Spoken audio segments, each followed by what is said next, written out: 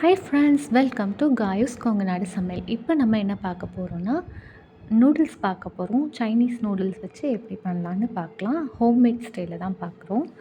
So வாங்க பார்க்கலாம். நூடுல்ஸை first சுடு தண்ணியில் சால்ட்டும் ஆயிலும் ஊற்றி வேக வச்சுட்டு வடித்து வச்சுக்கோங்க. இப்போது ஒரு பேனில் கொஞ்சமாக ஆயில், ஜிஞ்சர், கார்லிக் சின்ன சின்னதாக கட் பண்ணது, ஆனியன், பச்சை மிளகாய் இது எல்லாத்தையும் ஆட் பண்ணிக்கலாம். Onion, green chilli, ginger, garlic இது எல்லாமே நல்லா ஃப்ரை பண்ணிக்கோங்க.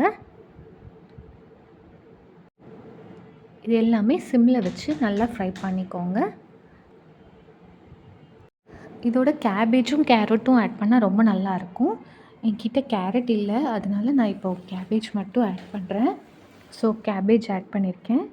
அப்புறம் வெங்காயத்தாள் இருந்தாலும் அதுவும் ஆட் பண்ணிக்கோங்க. அதுவும் ரொம்ப டேஸ்ட்டாக இருக்கும்.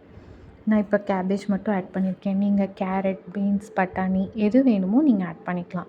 இல்லை அப்படின்னா வெறும் மஷ்ரூம் கூட நீங்கள் ஆட் பண்ணி செஞ்சுக்கலாம். இப்போ நம்மளோட கேபேஜ் நான் மூடி வச்சுட்டேன். அதில் நான் மிளகாத்தூள் ஒரு அரை ஸ்பூன் அளவுக்கு ஆட் பண்ணியிருக்கேன். அதை நல்லா மிக்ஸ் பண்ணிக்கலாம்.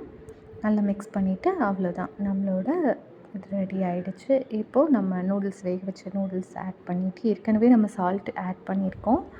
ஸோ வெஜிடபிள்ஸ்க்கு தேவையான சால்ட் போட்டிங்கன்னா போதும். அதை வெஜிடபிள்ஸோடையே போட்டுட்டு நல்லா மிக்ஸ் பண்ணிக்கோங்க. பெப்பர் ஆட் பண்ணிக்கோங்க. நான் இதில் எந்த கெச்சப் எதுவுமே ஆட் பண்ணல. உங்களுக்கு வேணும் அப்படின்னு நீங்கள் நினச்சிங்கன்னா நீங்கள் டொமேட்டோ கெச்சப்பும் சில்லி சாஸும் ஆட் பண்ணிக்கோங்க. நான் எதுவுமே போடலை. நான் மோஸ்ட்லி அதெல்லாம் யூஸ் பண்ண மாட்டேன். ஸோ அவ்வளோதான், நம்மளோட நூடுல்ஸ் ரெடி ஆகிடுச்சு. இந்த வீடியோ பிடிச்சிருந்ததுன்னா சப்ஸ்கிரைப் பண்ணுங்கள், ஷேர் ரெடி ஆகிடுச்சு. தேங்க்யூ. தேங்க்ஸ் ஃபார் வாட்சிங். ரெசிபீஸோடு நான் உங்களை சந்திக்கிறேன்.